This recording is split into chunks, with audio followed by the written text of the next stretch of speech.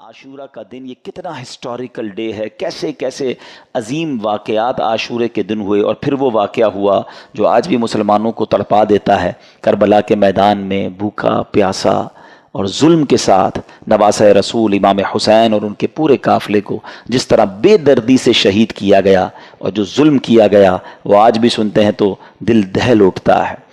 تو آج ہم کچھ امام حسین رضی اللہ تعالیٰ عنہ کی فضائل پر، اور اس کے بعد ان یزیدیوں کا کیا بنا۔ کربلا کے بعد تو وہ ایک طرح سے ون کر گئے تھے نا، اگر ہم فگرز کی بات کریں تو وہ اسٹریٹجیکلی تو ون کر گئے تھے، مگر پھر ہوا کیا؟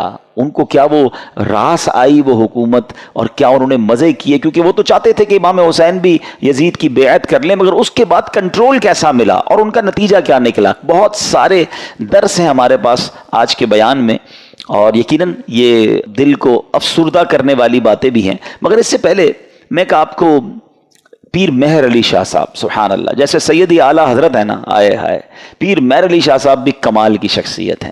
اللہ نے کمال کا عشق رسول عطا فرمایا اور کمال کا علم بھی عطا فرمایا۔ مگر آپ کا ایک واقعہ سنیے گا آپ۔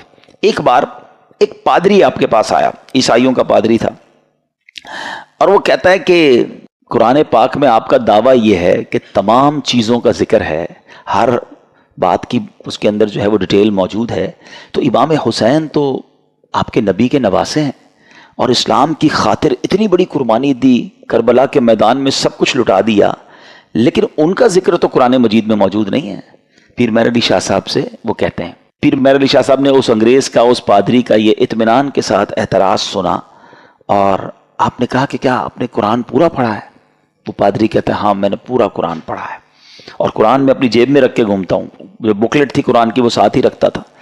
تو آپ نے فرمایا اچھا ایسا کرو کہ قرآن پڑھو میرے سامنے، تم کہتے ہو ذکر نہیں ہے، میں تمہیں بتاتا ہوں کہاں ذکر ہے، قرآن پڑھو۔ کہاں سے پڑھوں گا؟ کہیں سے بھی پڑھو، قرآن جدھر سے بھی پڑھنا ہے پڑھو۔ وہ پادری حیران ہو گیا۔ اب قرآن اسٹارٹ کرنے سے پہلے اس نے پڑھی بسم اللہ الرحمن الرحیم۔ پیر مہر علی شاہ صاحب نے کہا بس رک جاؤ، بسم اللہ الرحمن الرحیم پڑھی ہے نا، تو اب غور سے سنو۔ اور آپ نے فرمایا کہ بسم اللہ شریف کے علم العادات کے لحاظ سے 786 اعداد ہیں، آپ بھی جانتے ہوں گے 786 یہ جو ہے نا اعداد بنتے ہیں، یہ ایک پورا علم ہے علم العادات کا۔ تو آپ نے فرمایا کہ نوٹ کرو بسم اللہ الرحمن الرحیم میں 786 عدد ہیں، اور امام حسین جو لفظ امام حسین ہے اس کے عدد ہیں 210، لکھو اپنے پاس۔ امام حسین کا سن پیدائش ہے 4 ہجری، لکھو آگے 4۔ آپ کا سن شہادت 61 ہجری ہے، لکھو آگے 61۔ لفظ کرب و بلا کے جو عدد بنتے ہیں وہ بنتے ہیں 261، لکھو 261۔ امام حسن کے عدد بنتے ہیں 200۔ امام حسن کا شہادت جو سن ہے وہ ہے 50 ہجری۔ اب ان سب کو ٹوٹل کرو، جب اس نے ٹوٹل کیا تو اس کا رزلٹ بھی 786 آتا ہے۔ ہمارے علماء کا علم دیکھو۔ اب اس پادری کے سامنے آپ فرماتے ہیں ابھی تو ایک ہی آیت پڑھی ہے، اس میں امام حسین کا نام بھی موجود ہے، ان کی پیدائش کا سن کا ذکر بھی موجود ہے، امام حسین کی سال شہادت کا ذکر بھی موجود ہے، امام حسین کے بھائی جان امام حسن کا نام بھی موجود ہے۔ اس آیت سے پتہ چل گیا کہ یہ دونوں بھائی بھی ہیں۔ آگے چلو گے تو قرآن میں اور بھی اس طرح کے واقعات مل جائیں گے۔ اللہ اکبر۔ جب پادری نے بسم اللہ الرحمن الرحیم کی تفسیر کا یہ انداز پیر مہر علی شاہ صاحب سے سنا تو اس کا دل نور ایمان سے جگمگایا، وہ کلمہ پڑھ کر مسلمان ہو گیا۔ یہاں پر علم قرآن اور علماء کرام کو اللہ پاک نے کیسا مقام دیا ہوا تھا یہ بھی ہمیں سیکھنے کو ملتا ہے۔ اور سبحان اللہ، پھر نگاہ ولی میں وہ تاثیر دیکھی، بدلتی ہزاروں کی تقدیر دیکھی۔ اچھا پھر آگے یہاں پر یہ بھی یاد رہے یہ تو ایک علم العادات کے ذریعے جواب تھا، ورنہ بسم اللہ شریف کے اندر کیا کچھ موجود ہے۔ مولا علی شیر خدا کرم اللہ تعالی وجہ الکریم، آپ پتہ ہے کیا ہے؟ آپ باب صلی اللہ کہلاتے ہیں۔ ہم نے منقبت میں سنا نا، وہی جن کو باب صلی اللہ کہیں۔ باب صلی اللہ کا مطلب کیا ہے؟ آقا فرماتے ہیں، حدیث پاک کا مضمون ہے، میں علم کا شہر ہوں اور علی اس کا دروازہ ہے، یعنی باب ہے اس شہر کے۔ تو آپ فرماتے ہیں کہ اگر میں چاہوں تو بسم اللہ کی تفسیر سے 70 اونٹ بھر دوں، یعنی اس کا مطلب یہ ہوا کہ اتنے کاغذوں پر اتنی بکس بن جائیں گی تفسیر کی، صرف بسم اللہ شریف کی، کہ 70 اونٹوں پر اس کو رکھا جائے گا تب جا کر کمپلیٹ ہوگی۔ تو یہ ہے قرآن اور یہ ہے علم القرآن جو ہمارے اسلاف کو معلوم تھا، مگر آج ہم قرآن سے بہت دور ہیں، ہم قرآن پڑھتے نہیں ہیں۔ اچھا یہ تو ایک فی البدی جواب تھا پیر مہر علی شاہ صاحب کا کہ جناب علم العادات سے یہ ذکر کیا، مگر قرآن مجید فرقان حمید میں اہل بیت اطہار کا صراحت کے ساتھ اور سبحان اللہ گویا ان کی شان اور ان کی منقبت قرآن بیان کرتا ہے۔ کتنی خوبصورت ایک آیت ہے قرآن پاک کی، پارہ 22 ہے، سورہ احزاب، آیت نمبر ہے 33۔ اللہ قرآن میں ارشاد فرماتا ہے انما یرید اللہ لیذھب عنکم الرجس اہل البیت ویطہرکم تطہیرا۔ ترجمہ، اے نبی کے گھر والوں، اللہ تو یہی چاہتا ہے کہ تم سے ہر ناپاکی دور فرما دے اور تمہیں پاک کر کے خوب صاف ستھرا کر دے۔ طبرانی اور مسلم شریف میں حدیث پاک میں ہے کہ پیارے آقا علیہ الصلوۃ والسلام نے حضرت علی، حضرت فاطمہ اور حسنین کریمین رضی اللہ تعالیٰ عنہم کو چادر مبارک میں لے کر یہ آیت تلاوت فرمائی، اور ایک روایت میں ہے کہ آپ علیہ الصلوۃ والسلام نے دعا کی، مولا یہ میرے اہل بیت ہیں، انہیں خوب ستھرا فرما دے۔ سبحان اللہ۔ اسی آیت کے بارے میں مولانا حسن رضا خان صاحب لکھتے ہیں نا، ان کی پاکی کا خدائے پاک کرتا ہے بیان، ان کی پاکی کا خدائے پاک کرتا ہے بیان، آیا تطہیر سے ظاہر ہے شان اہل بیت، یعنی ان کی شان قرآن بیان کر رہا ہے۔ تو امام حسین کا ذکر بھی ہو گیا نا، امام حسن کا ذکر ہوا، بی بی فاطمہ کا ذکر ہوا، اللہ اکبر۔ اور آگے چلیے ایک اور جگہ سورہ شورى آیت نمبر 23 میں اللہ ارشاد فرماتا ہے قُلْ لَا أَسْأَلُكُمْ عَلَيْهِ أَجْرًا إِلَّا الْمَوَدَّةَ فِي الْقُرْبَى۔ اللہ قرآن میں فرماتا ہے تم فرماؤ میں اس پر تم سے کوئی معاوضہ طلب نہیں کرتا مگر قرابت کی محبت۔ نبی پاک نے کیا فرمایا؟ اور کوئی معاوضہ طلب نہیں کر رہا مگر میرے عزیزوں سے محبت کرنا۔ سلطان المفسرین حضرت عبداللہ ابن عباس رضی اللہ تعالیٰ عنہ فرماتے ہیں جب یہ آیت نازل ہوئی صحابہ کرام نے عرض کی یا رسول اللہ صلی اللہ تعالیٰ علیہ وسلم، آپ کے اہل قرابت جن سے محبت کا اللہ پاک نے حکم دیا ہے یہ کون ہیں؟ فرمایا علی، فاطمہ، سبحان اللہ، اور ان کے دونوں بیٹے یعنی حسنین کریمین رضی اللہ تعالیٰ عنہم۔ ہم کیوں نہ پنجتن پاک سے پیار کریں؟ ان سے پیار کا، ان سے محبت کا حکم گویا ہمیں قرآن دے رہا ہے۔ اور سبحان اللہ ایک اور آیت میں کس انداز سے ان کا جو ہے وہ شان بیان ہوتی ہے، پارہ نمبر ہے 5 سورہ نساء آیت نمبر 54، اللہ پاک ارشاد فرماتا ہے ام یحسدون الناس علی ما آتاہم اللہ من فضلہ۔ ترجمہ، بلکہ یہ لوگوں سے اس چیز پر حسد کرتے ہیں جو اللہ نے انہیں اپنے فضل سے عطا فرمائی ہے۔ حضرت امام باقر رضی اللہ تعالیٰ عنہ فرماتے ہیں اس آیت کریمہ میں بیان کیے گئے وہ لوگ جنہیں اللہ پاک نے اپنا فضل عطا کیا اور جن سے کافر و منافق حسد کرتے ہیں، خدا کی قسم یہ ہم اہل بیت ہیں۔ خود امام باقر نے گویا اس کی تفسیر کی کہ جن کے بارے میں یہ ذکر ہو رہا ہے یہ ہم اہل بیت ہیں۔ سبحان اللہ، یہ مقام ہے اہل بیت کا۔ ایک جگہ نبی پاک علیہ الصلوۃ والسلام کیا خوب فرماتے ہیں، حدیث کا مضمون ہے کہ میری اہل بیت میری امت کے لیے کشتی نوح کی مانند ہے، جو اس میں سوار ہو جائے گا وہ پار لگ جائے گا۔ اچھا یہ کس کے لیے کہا؟ اہل بیت کے لیے۔ اب ذرا توجہ کیجئے گا اعلیٰ حضرت کا کس طرح حدیثوں پر یوں سمجھیے کہ عبور تھا اور کیا انداز تھا، اور آپ کو سمجھ آ جائے گی بات کہ اہل بیت کو کیا کہا؟ کشتی کہا۔ ایک جگہ نبی پاک کی حدیث ہے اصحابی کالنجوم فبأیہم اقتدیتم اہتدیتم۔ آقا فرماتے میرے صحابہ ستاروں کی مانند ہیں، ان میں سے جس کی بھی پیروی کرو گے تم کامیاب ہو جاؤ گے، ہدایت پا جاؤ گے۔ اب ذرا میرے ساتھ رہیے گا، صحابہ کو کیا کہا؟ ستارے، سٹارز۔ کیا کہا؟ ستارے۔ اور اہل بیت کو کیا کہا؟ کشتی۔ اچھا اب دونوں سے ہمیں تو محبت کرنی ہے، دونوں کا پیار دل میں ہونا یہ ایمان کے لیے ضروری ہے۔ انفارچونیٹلی آج ایسا دور آ گیا ہے کہ کچھ لوگ صرف صحابہ کی بات کرتے ہیں، اہل بیت کی بات نہیں کرتے، کچھ صرف اہل بیت کی بات کرتے ہیں، صحابہ کی بات نہیں کرتے۔ ہمیں اللہ نے کیسا پیارا عقیدہ دیا، کتنا خوبصورت ایمان دیا کہ صحابہ سے بھی ہمیں پیار ہے، اہل بیت سے بھی ہمیں پیار ہے۔ اچھا پھر سیدی اعلیٰ حضرت نے ان دونوں حدیثوں کو किस तरह एक शेर में पिरो दिया। जो मैं पहले बयान में स्टार्ट में कह रहा था ना कि आला हजरत को पढ़ो तो समझ आएगा वो क्या हस्ती हैं, क्या मकाम है, इल्म कैसा था। सैयदी आला हजरत कहते हैं अहले सुन्नत, हम अहले सुन्नत वाले हैं ना, सबसे प्यार है ना, साहबा से भी अहले बैत से भी। सुनो, अहले सुन्नत का है बेड़ा पार, असहाबे हुजूर नज्म है और नाव है इतरत रसूलुल्लाह की। कहते हैं अहले सुन्नत वालों का तो बेड़ा पार ही लगना है। अब जो थोड़ा सा स्टडी करते हैं कि ये जो समुंदर पार करने के लिए दो चीजें बड़ी जरूरी हैं, अच्छी कश्ती और सितारे हैं। अब तो कंपास वगैरह आ गए, वरना पहले सितारों से ही रास्ता तलाश किया जाता था।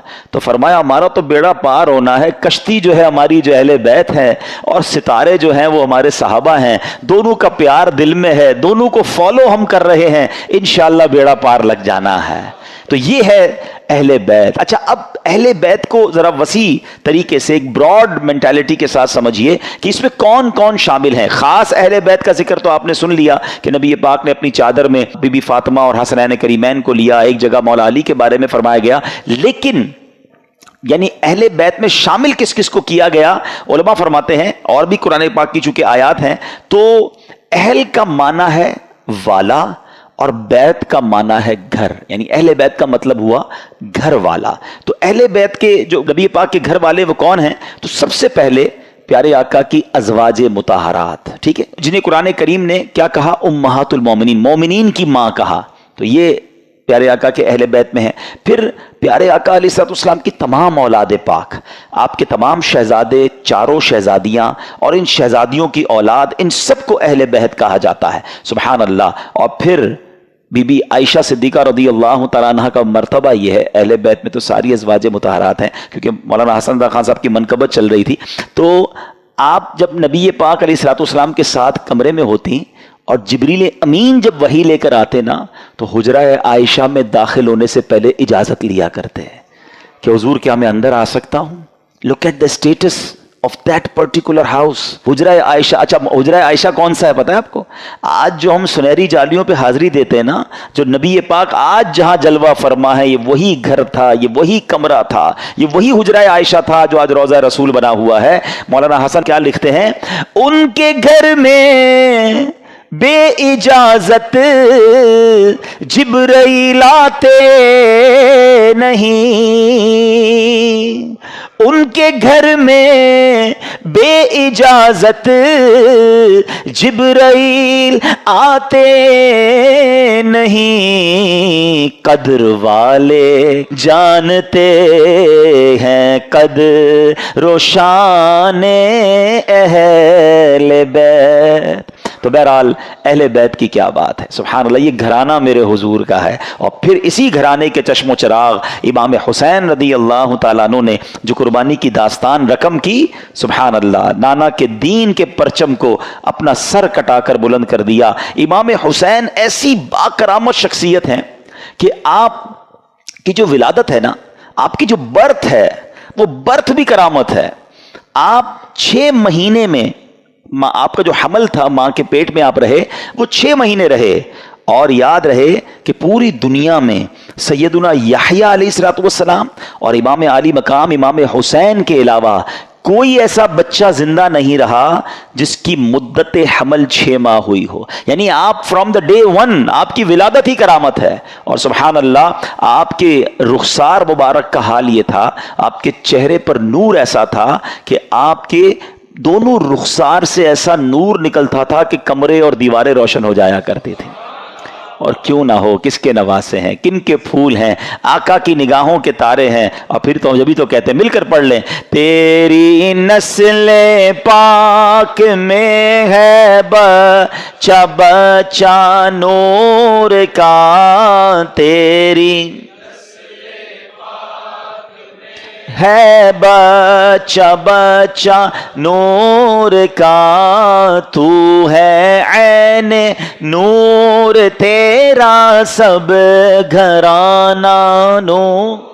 سبحان اللہ۔ اب یہ جو امام حسین رضی اللہ تعالیٰ عنہ جب کربلا کے لیے روانہ ہوئے نا تو آپ سے مزید کرامتوں کا ظہور ہوا، اور علماء کہتے ہیں یہ جو کرامتیں تھیں نا بیسیکلی یہ اتمام حجت کے لیے تھیں، مزید ان کو سمجھانے کے لیے تھی کہ دیکھو میں کون ہوں، میرے ساتھ کیسے معاملات ہو رہے ہیں، مجھ پر ظلم نہ کرو۔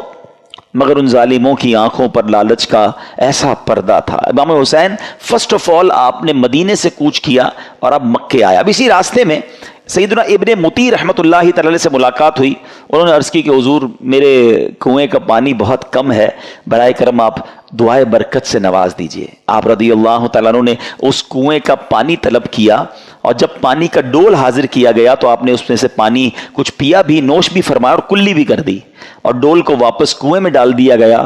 جب وہ پانی جو ہے وہ کنویں میں گیا، کنویں کا پانی بھی بڑھ گیا اور میٹھا اور لذیذ بھی ہو گیا۔ سبحان اللہ۔ تو یہ امام حسین کی کرامتوں کا سلسلہ رہا۔ اس کے بعد جب آپ بالکل ایگزیکٹلی 10 محرم الحرام کا دن آ گیا، یاد رہے کہ وہ دن جمعہ کا دن تھا، 10 محرم الحرام جب یہ واقعہ ہوا، کربلا کے میدان میں آپ خطبہ ارشاد فرما رہے ہیں، ان کو سمجھا رہے ہیں کہ دیکھو میں کون ہوں، یہ ظلم مت کرو۔ تم کیا جواب دو گے جس کا کلمہ پڑھتے ہو اس نبی علیہ الصلوۃ والسلام کو؟ اس وقت آپ کے جو خیمے تھے جہاں خاندان کے افراد تھے، وہاں خندق میں ایک آگ بھی جل رہی تھی، تو ایک بد زبان یزیدی نے بکواس کرتے ہوئے کہا کہ اے حسین تم نے وہاں کی آگ سے پہلے یہی آگ لگا دی ہے، یعنی معاذ اللہ وہ یہ کہنا چاہ رہا تھا کہ اے حسین مرنے کے بعد بھی تمہیں جہنم کی آگ میں جانا ہے۔ امام علی مقام نے جب یہ سنا تو آپ نے کہا کہ اے دشمن خدا تو جھوٹا ہے، کیا تو یہ گمان کرتا ہے کہ میں دوزخ کی آگ میں جاؤں گا؟ امام علی مقام کے قافلے کے جانثار نے کہا کہ آپ مجھے اجازت دیں تو میں ابھی اس کا سر قلم کر دوں۔ آپ نے اجازت نہیں دی، آپ نے فرمایا حملے کا آغاز ہماری طرف سے نہیں کرنا، ہو سکتا ہے یہ پرووک کر رہے ہوں، یہ اس لیے ہمیں کہہ رہے ہیں کہ ہماری طرف سے پہل ہو جائے اور یہ کہیں ہم نے تو حملہ نہیں کیا تھا، امام حسین والوں نے پہلے حملہ کیا۔ حالانکہ اس قدر بڑی گستاخی کی تھی، آپ نے اپنے ساتھی کو روک دیا، مگر آپ نے اللہ کی بارگاہ میں دعا کی، دل بڑا دکھا ہوا تھا کہ ایسی بات اس نے کر دی۔ آپ نے کہا اے رب قہار، اس کو عذاب نار سے قبل بھی اس دنیا میں بھی آگ کا عذاب عطا فرما۔ آپ کی دعا قبول ہوئی۔ وہ بندہ جو گھوڑے پہ بیٹھا تھا اس کی گھوڑے کو جھٹکا لگا، گھوڑا خود ہی دوڑتا ہوا گیا اور وہ گھوڑے سے جب جہاں گرا تو وہاں آگ لگی ہوئی تھی، اسی خندق میں یہ بندہ جا کر گرا اور وہ بد نصیب آگ میں جل کر بھسم ہو گیا۔ امام علی مقام نے سجدہ شکر ادا کیا اور اللہ تعالیٰ کی بارگاہ میں عرض کی کہ یا اللہ تیرا شکر ہے کہ تو نے آل رسول کے گستاخ کو سزا دی۔ اب یہاں بھی ان کے سامنے یہ واقعہ ہو رہا ہے، سارے لوگ دشمن سامنے کھڑے ہیں اور یہ آپ کی دعا قبول ہو رہی ہے، آپ کے گستاخ کو سزا مل رہی ہے، مگر وہ سمجھنے کے لیے تیار نہیں ہے، وہ انڈرسٹینڈ کرنے کے لیے تیار نہیں ہے۔ آپ یقین کریں جو کربلا کے میدان میں امام حسین نے خطبہ دیا ہے نا ان یزیدیوں کے سامنے، لاسٹ خطبہ، حالانکہ اپنے سارے شہید ہو چکے تھے، مگر پھر بھی حالانکہ اس وقت تو عام آدمی تو یہ سوچے کہ اب انہوں نے سب میرے بندے مار دیے، اب میں نے ان کو نہیں چھوڑنا، اب آخری وقت بھی سلو کی بات کرتے رہے، انہیں سمجھانے کی بات کرتے رہے، انہیں یہ بتاتے رہے کہ میں کون ہوں، یاد کرو میرے آقا مجھے کیا کہا کرتے تھے، تم قیامت کے دن اس ظلم کا جواب کیسے دو گے۔ یعنی یہ بھی امت رسول سے پیار ہے کہ یہ اس عذاب میں نہ گرفتار ہو جائیں۔ اتمام حجت کی گئی مگر وہ یزیدی نہ مانے۔ اب ایک بات ذہن میں آتی ہے، اب یہ بڑا اہم کوسچن ہے کہ یزیدی جو بھی تھے تو کلمہ پڑھنے والے، اللہ کو مانتے تھے، اللہ کے نبی کو مانتے تھے، معلوم بھی تھا یہ اللہ کے نبی کے نواسے ہیں، وہ ریزن کیا تھا جو اتنے بڑے ظلم پر یہ ریڈی ہو گئے؟ یہ ریزن پکڑنا بہت ضروری ہے اور یہ ہم سب کو آج سیکھ کر جانا ہے، یعنی کوئی بھی محفوظ نہیں ہے۔ میں آپ کو تھوڑا سا آج کل کے زمانے کا ایک دو انسیڈنٹ بتا دیتا ہوں تاکہ آپ کو اندازہ ہو جائے۔ ہم لوگ سمجھ رہے ہوتے ہیں یار یہ یزیدیوں نے اتنا بڑا کام کر دیا، ہم تو کبھی بھی کوئی ایسی غلط حرکت نہیں کر سکتے۔ کوئی اپنے آپ کو محفوظ نہ سمجھے۔ ہاں، بیسک جو ان کے ریزن تھا نا وہ تھا لالچ، اور وہ لالچ تھی پیسے کی، اقتدار کی۔ جب یہ لالچ طاری ہوتی ہے نا انسان پہ، پہلے تھوڑا سا سمجھیے گا، آپ کو لگتا ہے یار مجھ پہ کچھ بھی ہو جائے میں ایسا ظلم تھوڑی کر سکتا ہوں، کتنا بھی پیسہ مجھے کوئی دے دے میں جان دے دوں گا، کبھی کسی کو قتل نہیں کروں گا، نواسہ رسول تو بہت دور کی بات ہے۔ یہ بولنا اور ہے، لیکن ایک وقت آتا ہے جب انسان کے دل پر شیطان کا قبضہ ہو جاتا ہے۔ آپ پڑھتے ہیں خبریں 5 سال کے بچے اور 4 سال کی بچی کے ساتھ جو واقعات ہو رہے ہیں، کیا کوئی خوشی سے کرتا ہے یہ کام؟ ذرا سوچئے، جب وہ یہ کام کر جاتا ہوگا اس کے بعد خود اس کو کتنی ندامت ہوتی ہوگی، یہ میں نے کیا کر دیا. پھر اسی وجہ سے بچنے کے لیے اس بچی کو قتل بھی کر دیا جاتا ہے. یعنی یہ واقعات ہم سنتے ہیں تو ہماری عقل حیران ہو جاتی ہے کہ یہ انسان تھا یا درندہ تھا. میں آپ سے یزیدیوں کی تو بات نہیں کر رہا، آپ کے وطن میں رہنے والوں کی بات کر رہا ہوں. اس کا مطلب کیا ہوا؟ ایٹ دیٹ ٹائم جب وہ یہ عمل کر رہا تھا اس کا دل شیطان کی مٹھی میں تھا، اس کو ہوس نے اندھا کر دیا تھا. تو یہ واقعات مجھے اور آپ کو یہ سوچنے پر مجبور کرتے ہیں کہ کوئی اپنے آپ کو محفوظ نہ سمجھے. یہ ایک لمٹ ہوتی ہے انسان کی. ایک حدیث پاک ہے نا، بڑی مشہور حدیث پاک ہے، جس کا مضمون ہے کہ جب بندہ ایک گناہ کرتا ہے نا، میرے ینگسٹر ذرا غور سے سنیں، ایک گناہ کرتا ہے اس کے دل پر ایک بلیک ڈاٹ لگ جاتا ہے. گناہ کرتا رہتا ہے پھر دل پورا سیاہ ہو جاتا ہے. اب اس پر ہدایت کی کوئی بات اثر نہیں کرتی. یہ جو روز شراب پیتے ہیں جناب، پارٹی کرتے ہیں، حرام کام کرتے ہیں اور گندی چیزیں دیکھ رہے ہوتے ہیں، دوستوں میں بیٹھے گناہ کر رہے ہوتے ہیں، نمازیں قضا کر رہے ہوتے ہیں، اپنے آپ کے بارے میں یہ ضرور سوچ رہے ہوتے ہیں کہ میں اتنا بھیانک کام نہیں کروں گا، مگر ایک وقت آتا ہے کہ دل سیاہ ہو جاتا ہے. اب وہ دل ہے شیطان کے ہاتھ میں، وہ ایسے کام کروا سکتا ہے کہ آپ تصور بھی نہیں کر سکتے. یار بندہ ماں کو قتل کر دیتا ہے، ہم نے نہیں سنے واقعات، کیسے پاسبل ہے تو اپنی ماں کو مار دے؟ لیکن ایک لمٹ ہوتی ہے. اس کے بعد انسان جب اوور لمٹ ہوتا ہے تو شیطان جو چاہے اس سے کروا لیتا ہے. تو اللہ سے توبہ کرتے رہا کرو. اور اس کا بیسٹ طریقہ یہ ہے کہ گندے اور برے ماحول سے اپنے آپ کو بچائیں. جو ایسے لوگوں میں اٹھتے بیٹھتے ہیں نا، جو ہر وقت حرام چیزوں کی باتیں کر رہے ہوتے ہیں، یار پیسہ ہونا چاہیے تبھی زندگی میں مزہ ہوگا، جدھر سے بھی آتا ہے آنے دو، بس پیسہ بڑھنا چاہیے، ابھی تو ہم نے وہ رکھنا ہے، ابھی تو ہم نے وہ لینا ہے. میں ایک جگہ بیٹھا تھا، یہ باتیں ہو رہی تھی، میں نے کہا یار کیا کریں گے اتنا پیسہ؟ تو ایک بندہ کہتا ہے میں نے تو خواب دیکھا ہوا ہے 6,000 کروڑ کی یاچ لوں گا. وہ کیا ہوتا ہے؟ کوئی پانی کے اندر کوئی جہاز ہوتا ہے؟ میں نے کہا یار دیکھو کراچی کے رہنے والے نے بھی ایسا خواب دیکھا ہے. اب اتنے بڑے جس نے خواب دیکھے ہیں تو پھر اس کو کہاں سے قناعت اور کہاں سے صبر آئے گا؟ اللہ کی رضا پر راضی رہنا ہم کب سیکھیں گے؟ تو بہرحال میرے پیارے اسلامی بھائیوں، سوچو اس بات کے، یہ کیسے، اس ریزن کو پکڑیے. یزیدیوں کے ایسا کیا ہو گیا تھا کہ یہ اندھے ہو گئے تھے؟ آج بھی بندہ اندھا ہوتا ہے. ہاں، ظلم کرنے والے نہیں دیکھے آپ نے؟ بندوں کو ڈرل کرتے ہیں، ہاتھ پیر کاٹتے ہیں، قتل کر دیتے ہیں، پیسے چاہیے قتل کرنے کے لیے، تو وہ کیسے تیار ہو جاتے ہیں؟ ان کا دل سیاہ ہو گیا. اب ان سے کچھ بھی کروا لو. یہ شراب ہے نا، اس کو ام الخبائث کہا گیا، برائیوں کی ماں. یہ وہ چیز ہے کہ اس کا جو عادی ہو جائے، اب شراب کے علاوہ بھی عجیب عجیب نشے آ گئے، نشے میں گرفتار جو ہوا نا، اب اس کو ماں بہن کی بھی تمیز نہیں ہے، اس کو کسی کی بھی تمیز نہیں ہے. وہ کر جائے گا جو کوئی سوچ ہی نہیں سکتا، اور اس کے بعد وہ خود بھی شرمندہ ہوگا کہ یہ میں نے کیا کیا، نشے میں تھا. تو یہ وہی بات ہے کہ بندہ جب برائی کی طرف جاتا ہے تو ایک کے بعد دوسری، دوسری کے بعد تیسری، تیسری کے بعد چوتھی. یہ غور کیجئے، یہ بات ہمیں یہ سمجھنی ہوگی کہ ہمیں اپنے آپ کو گناہوں سے بچانا ہے، ورنہ یزیدی راستے پر چلنے میں دیر نہیں لگتی، جس کو پیسے کی لالچ نے گھیرا ہوا ہے. اچھا ایک اور عجیب بات بتاؤں میں آپ کو. ہم دل کو عربی میں کیا کہتے ہیں؟ قلب. کیا کہتے ہیں؟ امراض قلب لکھا ہوتا ہے نا، قلب موٹے کاف سے. اس کا مطلب کیا ہے؟ میننگ آف قلب، منقلب ہونے والا، بدلنے والا. یہ جو دل ہے نا، یہ بدلتا رہتا ہے. اب میں آپ کو کچھ ایگزامپلز دیتا ہوں، آپ کو سمجھ آئے گی میری بات. کبھی کبھی ہمارے دل پر ایسا خوف طاری ہو جاتا ہے اللہ کا، آنسو بہتے ہیں، بندہ کہتا ہے یار بس اب کوئی گناہ نہیں کروں گا. یہی دل ہے، یہی ہم ہیں. کبھی کبھی اسی دل پر گناہ کرنے کا اتنا جنون سوار ہو جاتا ہے کہ بندہ کہ کچھ بھی ہو جائے میں نے یہ گناہ کرنا ہے. ارے تھوڑے دنوں پہلے تو رو رہا تھا. کبھی کبھی اس دل پر ایسی کیفیت طاری ہوتی ہے سخاوت کی کہ بندہ کہتا ہے بس یار سارا ہی مال اللہ کی راہ میں دے دو، جتنا دینا ہے دے دو. کبھی کبھی اسی دل پر ایسی بخل طاری ہوتا ہے، بندہ کہتا ہے 1 روپیہ خرچ نہیں کروں گا. ارے کبھی کبھی یہ دل اتنا رحم دل ہو جاتا ہے کہ بندہ بچے کے ساتھ بھی بیٹھ کے نرمی سے بات کر رہا ہوتا ہے، پیار کر رہا ہوتا ہے. اور کبھی کبھی یہ دل اتنا سخت ہو جاتا ہے کہ بندہ کسی پر رحم کرنے کے لیے تیار نہیں ہوتا. یہ ساری کیفیتوں میں ہم گزرتے ہیں. ہاں ہم سب گزر رہے ہوتے ہیں. کبھی عشق رسول کی کیفیت ہوتی ہے، کبھی یاد مدینہ کی کیفیت ہوتی ہے، اور کبھی برے برے خیالات آ رہے ہوتے ہیں. یہ کیا ہے؟ یہ اس کے بارے میں علماء نے لکھا کہ یہ دل جو ہے نا ایسا ہے کہ ریگستان میں ایک پتا پڑا ہوا ہے، ہوا جدھر آئے ادھر پتا اڑ جاتا ہے، دل اسی طرح بدلتا رہتا ہے. اور اب اس کنسیکوینس کو ذہن میں رکھ کے اب میرے آقا کی دعا سنو. اللہ کے حبیب دعا کرتے ہیں یا مقلب القلوب ثبت قلبی علی دینک.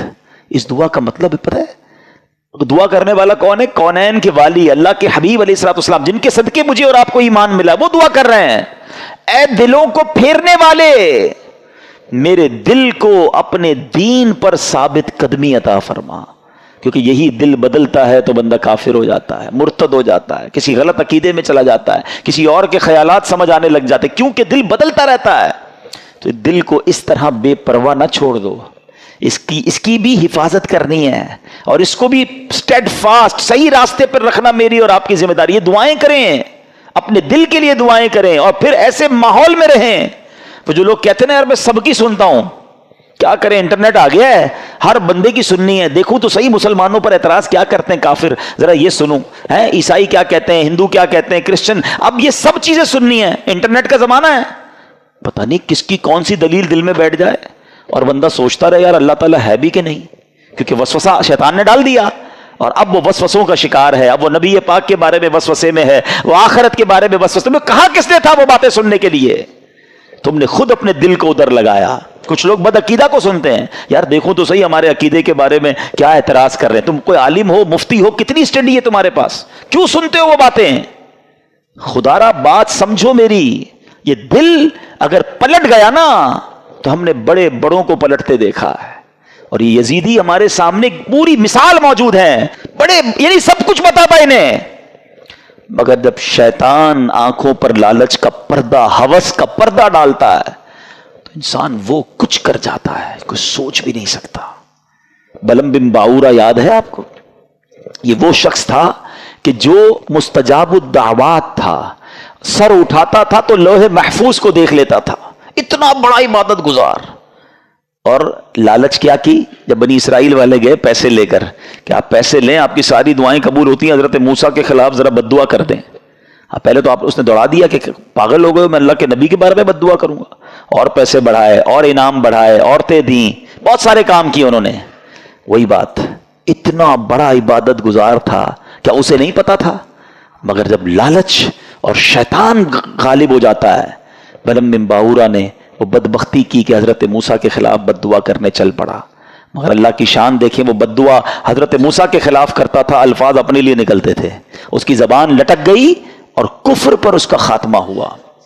اب علماء فرماتے ہیں کہ اصحاب کہف کا جو کتا تھا نا، کیونکہ وہ اصحاب کہف کے ساتھ تھا، اچھوں کے ساتھ رہا، وہ کتا جو ہے جنت میں بلم بن باورا کی شکل میں جائے گا، اور بلم بن باورا جہنم میں کتے کی شکل میں ڈالا جائے گا.